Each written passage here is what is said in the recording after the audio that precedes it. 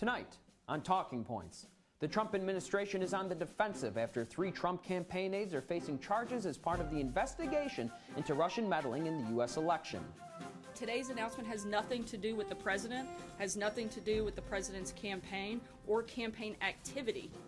The indictment accuses President Trump's former campaign manager, Paul Manafort, of money laundering and conspiracy against the U.S. Meanwhile, President Trump has declared the so-called opioid crisis as a national public health emergency. But Democrats are criticizing Trump's planned initiative for a lack of funding. Across the Atlantic, the Spanish government and the region of Catalonia continue their fight over Catalan independence.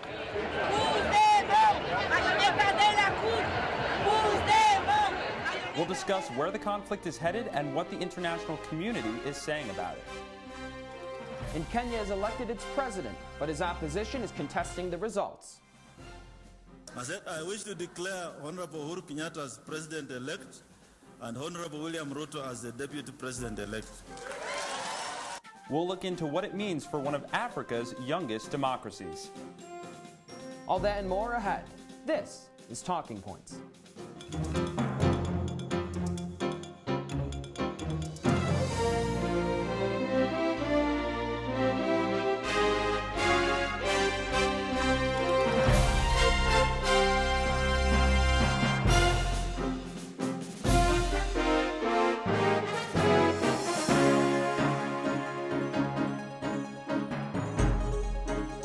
Our top story tonight, 3 people close to the Trump campaign are indicted as part of Robert Mueller's probe into Russian meddling in the U.S. election. I'm Josh Carney. And I'm Mike Riccardi.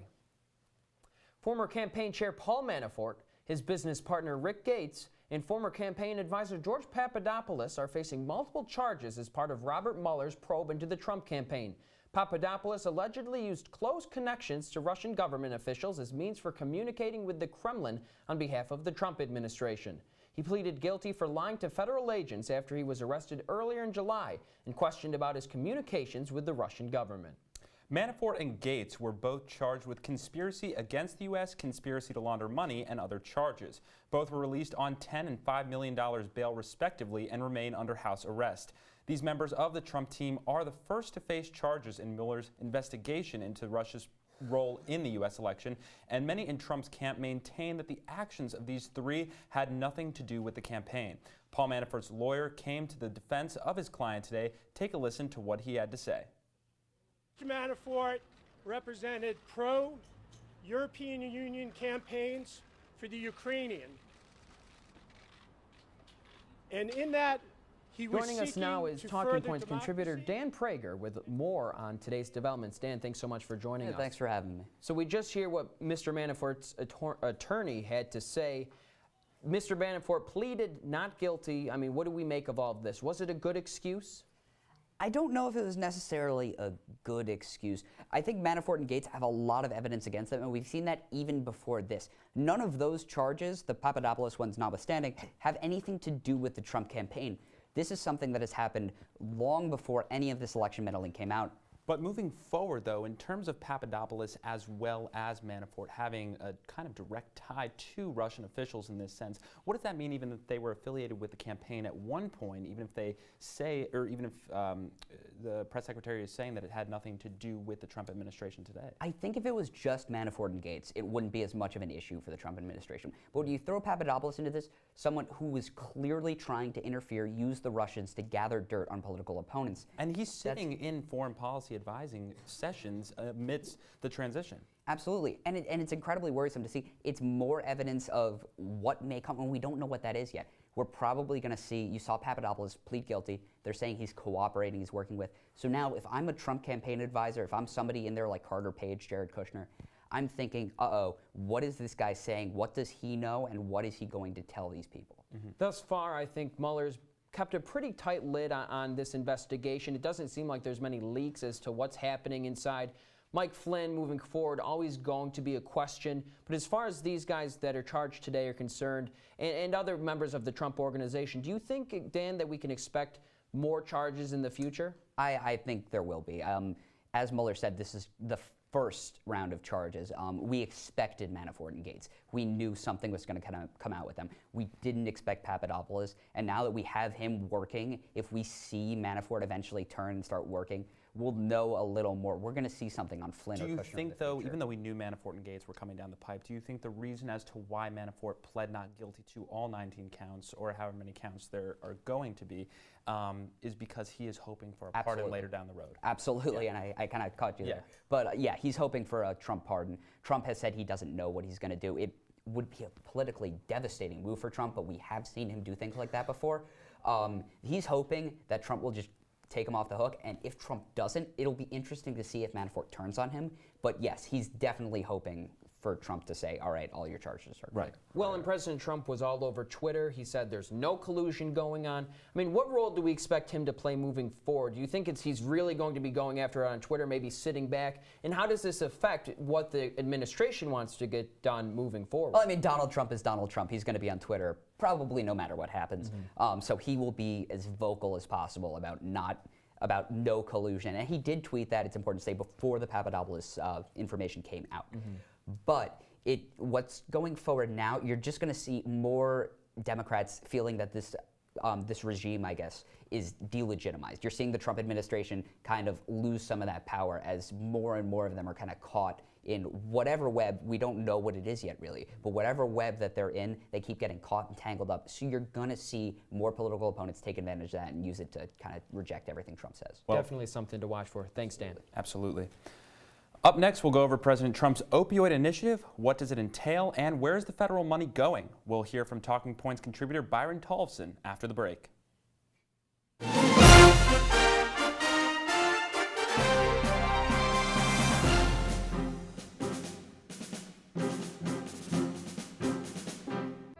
Here's your check.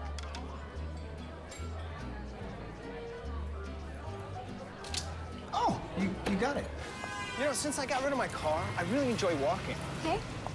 God, no. Getting pulled over for buzz driving could cost you around $10,000 in fines, legal fees, and increased insurance rates. Oh, you're home early. You live with your mom?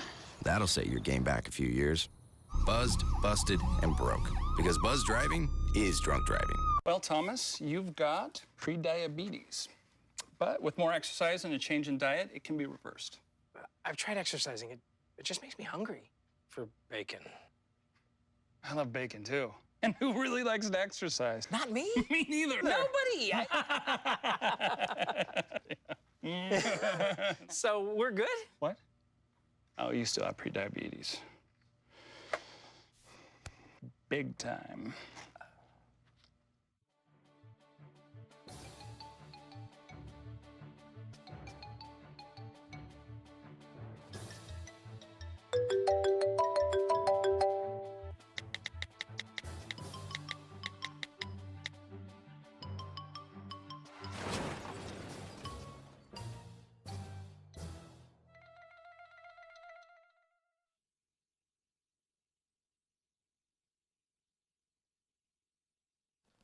On Thursday, President Trump officially declared the opioid crisis a public health emergency. It comes on the heels of a year where the opioid epidemic claimed 64,000 American lives. Democrats say President Trump's plan lacks funding, but here's what Chris Christie had to say on CBS's Face the Nation. We have to stop our people from dying, and I know the president's committed to this, and everyone who listened to him this week with the personal story that he told about his brother understands that this is just not a policy issue for the president. This is personal, and I'm proud of him. We have Talking Points contributor Byron Tollefson in studio to talk more about President Trump's plan on the opioid crisis moving forward. Byron? Thanks, Josh. President Trump's order will tap into the Public Health Emergency Fund. However, that's reported to contain just $57,000. For the 2.6 million Americans addicted to opioids, that's just 2 cents per case. Trump officials say it's okay because the president's order can be renewed every 90 days. Now, if Trump had used the Stafford or Emergency Assistance Act, he could have immediately tapped into FEMA funding. Both Trump and Obama officials say that would have put a strain on FEMA, which is still dealing with hurricane relief efforts. On the other hand, Trump's own opioid commission recommended that he declare a presidential emergency. Shortly after Trump's order, Democrats introduced a bill that would deliver $45 billion over the next 10 years. Senate Republicans are pushing to add that money into its Obamacare replacement bill.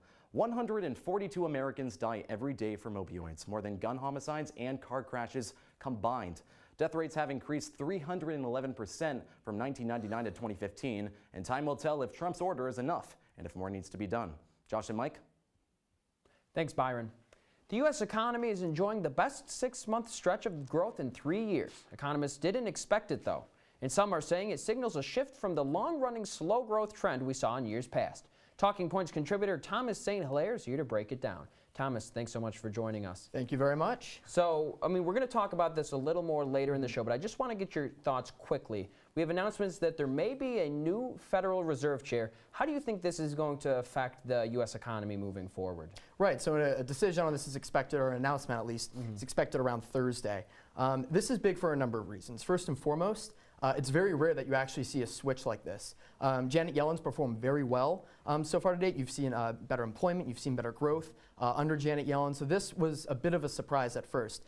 This is also good news for those who want more regulation, specifically at banks, and I know this is something that closely aligns with Donald Trump. I think what you're now going to see is you're going to see a Fed that's more aligned with Trump's views, but again, this is a very big shift from what we're used to seeing. Now that we've looked forward, we got to take a step back for a second. We saw 3% growth in the third quarter. So where is that growth coming from first, and how is that significant moving forward? Right, so the growth's actually coming from a number of places. I mean, you're seeing basically a boom in the stock market, you're seeing businesses increasing, but most importantly, you're now seeing consumers who are now basically increasing the purchase of durable goods. So you're seeing households now purchasing more refrigerators, cars. Over the past quarter, there was an 8.3% increase, and in the quarter before, it was 7.6%. So these are, I mean, you're seeing these other increases, of course, with businesses, but there's really no doubt that households are driving these increases. And as to why this is significant, I mean, as Mike said before, this is the best stretch of growth that we have seen since 2014. That was the last time where we had 2 consecutive quarters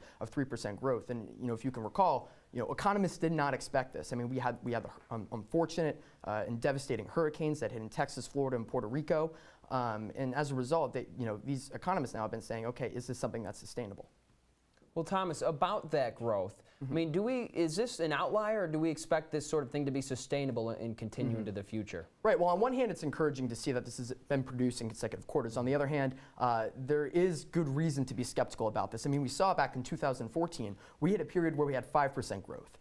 So, the problem is developing consistency over time. And one of the reasons that it's been hard to develop consistency to that point is you have basically productivity, which has remained fairly low, and you've also seen America's aging population. So those are factors that are kind of stifling that, but at the same time, numbers are starting to look encouraging. Thomas, thanks so much for being here. Hey, thank you very much. When we get back, Catalonia continues to face resistance from Spain in its fight for independence. With little support from big players in the international community, Catalonia's fight could persist in the near future. Stay with us.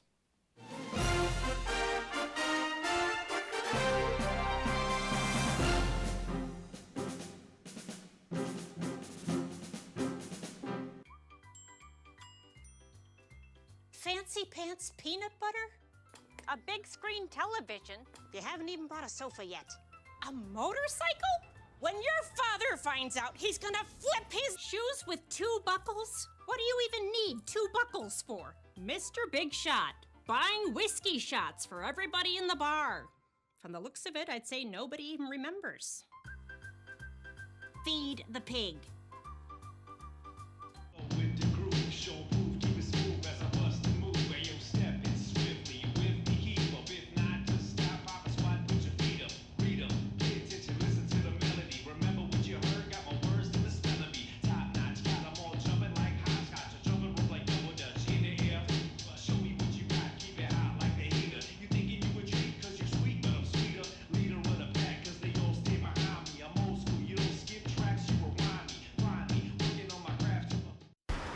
Look at you.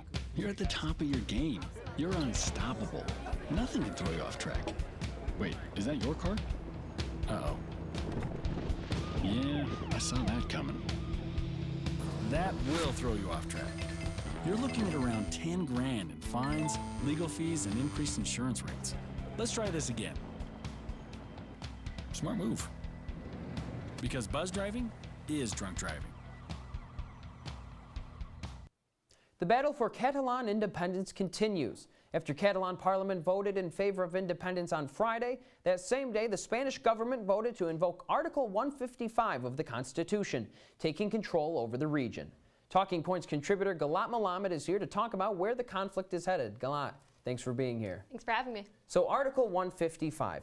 Yes. What exactly does it give the Spanish government? What kind of powers does it give them? Right, so it gives them direct control over the region that's, trying to lead the country in order to preserve national unity. And what came from this was the Spanish government fired the now ex-Catalan president Carles Puigdemont, who of course led this independence movement. A lot of cabinet members from his were fired, senior police officials were fired, and something interesting to look out for is that there's now going to be a snap election on December 21st to replace the Catalan president and the cabinet members who were fired. And what can we look forward to in that December 21st election? Yeah, well, Puigdemont's party hasn't announced yet if they're going to run, and the other pro-independence party has not yet announced if they're going to run. But something interesting to look out for is voter turnout. Because if someone's pro-independent Catalan and they show up to vote, we could end up with a cabinet that's more secessionist than the one we had before. But the problem is, by them showing up to vote, then they're, in a sense, complying with Madrid ruling over them by agreeing to do what the Spanish government does. So it'll be interesting to see if they actually show up to vote or not. Now, Galat, these December 21st snap elections, how do you expect them to end? Yeah. Well, it's really interesting because voter turnout has been the big story for this. And what we saw this with the referendum of whether to secede or not, and we also saw this within the cabinet of whether to declare independence and move forward, where a lot of anti-secessionist members didn't show up, which is why they ended up seceding. So I think it'll be interesting. I think if Puigdemont's former party does decide to run, then they will win the election. However, they haven't announced their plans yet. Now, looking forward, if this does end in true independence for Catalan, which is what everyone is wondering, how can that state survive? Yeah, I mean, the first thing is the leader, the person who got them to this point, he's in Belgium right now seeking asylum, and they agreed that they will give it to him. So they're going to need a leader to unite this country, because half of the people in Catalan didn't even want to secede in the first place. We saw rallies over the weekend of still pro-Spanish unity rallies, that silent majority. Another thing, they're not going to be a member of the EU. Other European countries are, strongly against Catalan being an independent nation. That means they're going to need a new currency. It's going to affect their economy greatly, which is now strong, but is weakening because businesses are leaving because of this political tension. And in that sense, though, for an independent nation, can an independent nation actually exist in the way that the framework is being set up for a potential Catalan independence? I mean, well, not only that, right? Yeah. They would have to set up things like defense, a central bank, air traffic control. I mean, there's a lot of work that needs to be done. They're going to be bordering three countries there, France, Andorra, Spain. They'll have the water border, so security, police, everything is, going to have to change, similar to when we saw countries, when the USSR broke up and the formation of those new countries. They're going to have to redo everything. An overwhelming amount of economic, political, and social infrastructure to be set up. Yes, Absolutely. definitely. Yep. Thank you for being here. Thank you for having me. After a controversial election redo, Kenya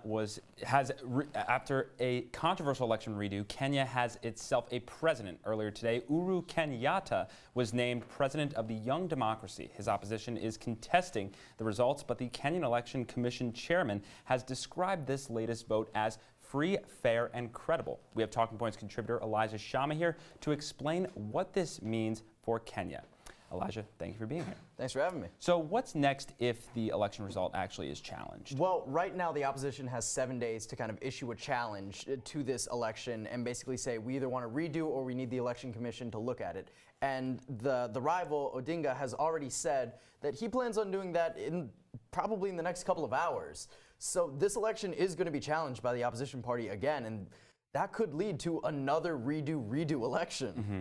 With all the redos, these elections are certainly controversial. Where exactly is that controversy stemming from? That controversy is stemming from what the opposition sees as kind of voter suppression tactics in play in a lot of kind of the more rural opposition areas of Kenya.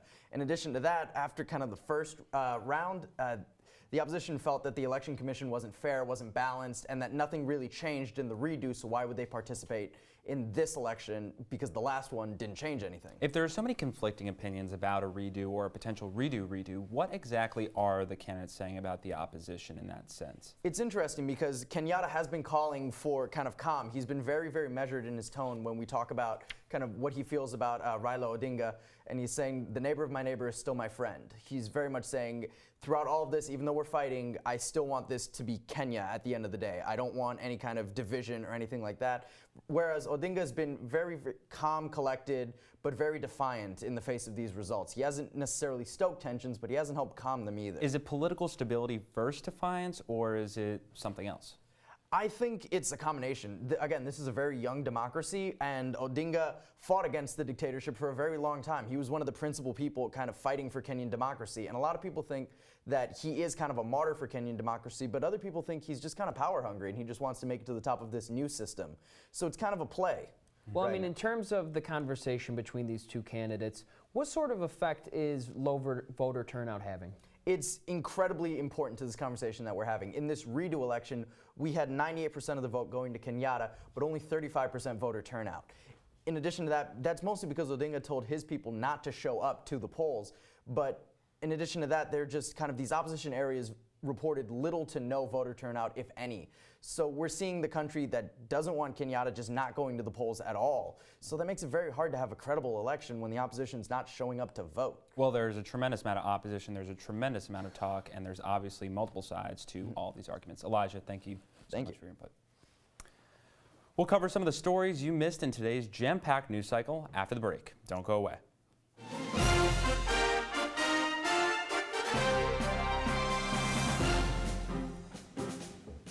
Solid segment.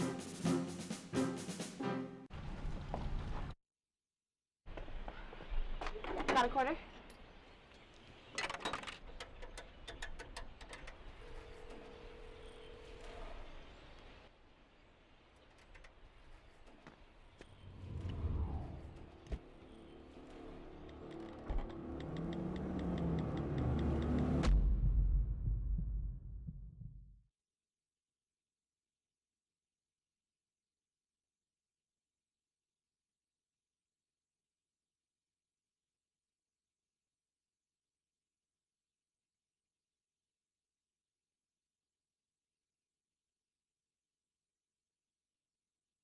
There's one thing you can never have sex without.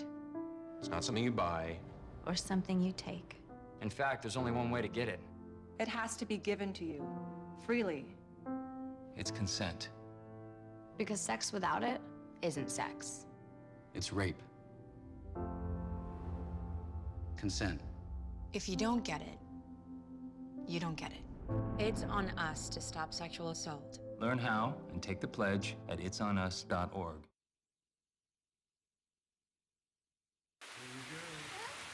Here we go. We're gonna go out there in the rain. We're gonna get wet. All right, here we go. Go,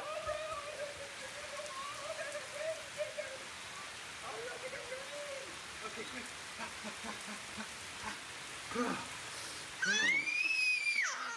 Oh yeah, yes. So much fun. Mwah.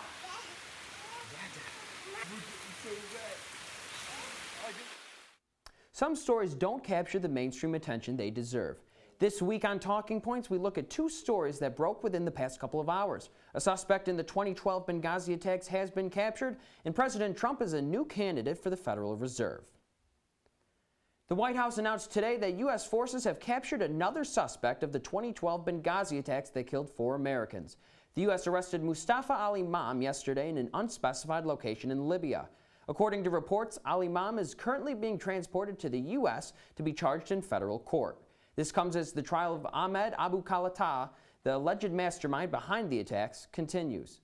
The mission brings in the second suspect in attacks that killed Tyrone Woods, Sean Smith, Glenn Doherty, and Ambassador Christopher Stevens. Attorney General Jeff Sessions said today that al-Imam, quote, will face justice in federal court for his role in the attack. Libya was notified in advance of the operation. President Trump says that the U.S. is committed to helping Libya fight terrorism in order to protect Americans and Libyans alike.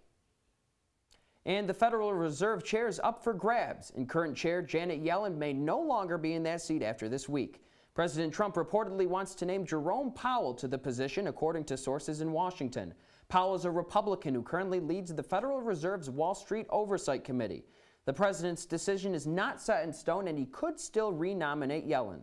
Trump praised Yellen for her handling of unemployment, as the nation's unemployment rate has dropped sharply.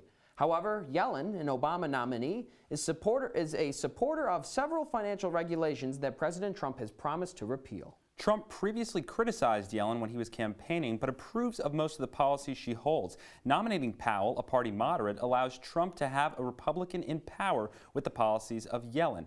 Powell has not outwardly criticized the policies of either Yellen or Trump, making him an ideal candidate. Some other potential candidates include Trump's economic advisor Gary Cohn and Stanford economic professor John Taylor. After a short break, Josh and I will take a look ahead to the stories we'll be paying attention to in the coming weeks. We'll be right back.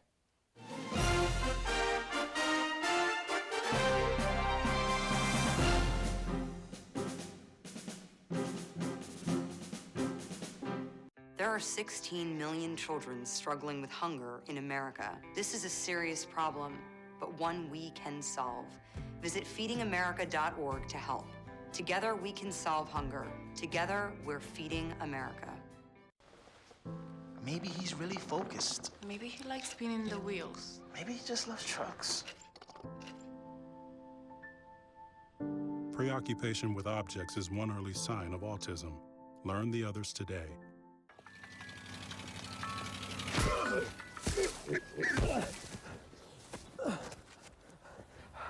So, same time next week? Well, of course.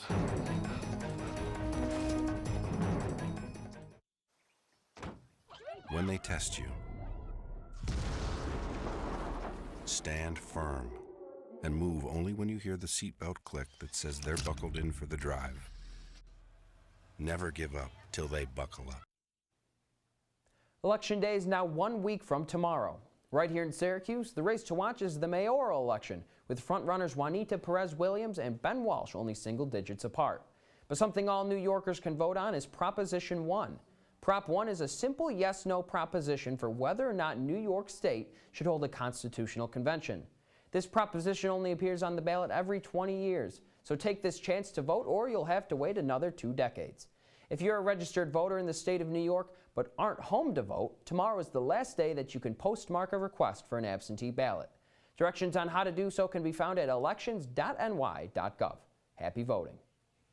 Puerto Rico's Electric Power Authority has canceled the controversial $300 million no-bid contract with Whitefish Energy. The island's governor, Ricardo Rossello, called on the Federal Oversight Board of Puerto Rico to examine the contract and enact the clause that would terminate the deal. The Montana-based company, charged with large-scale electric repairs, only has 2 full-time employees and formerly employed Secretary of the Interior Ryan Zinke's son, not to mention its base of operations is in Zinke's hometown.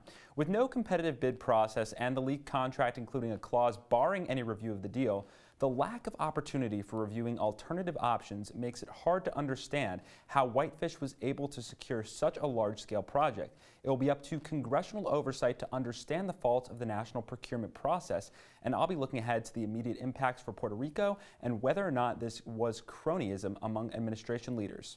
Real quickly before we end here, I just want to discuss the mayoral race. Something I think to watch for, right, because we just had the poll that came out from Spectrum News, shows Juanita Perez-Williams had 7 points of independent Ben Walsh. The outlier, 9% of people still voting for Joe Nicoletti. So I think if she can reel that vote in, I think she's got it. If it stays the way it is, it's going to be a tight election night. If she has to reel in those outstanding candidates and their votes in order to make that final push against Walsh, then it'll be something that we'll be looking ahead to. Well, that's all the time we have for tonight. Thanks for joining us. Be sure to follow us on Facebook, Twitter, and Instagram for clips and full-length episodes. For all those here at Talking Points, I'm Josh Carney. And I'm Mike Riccardi.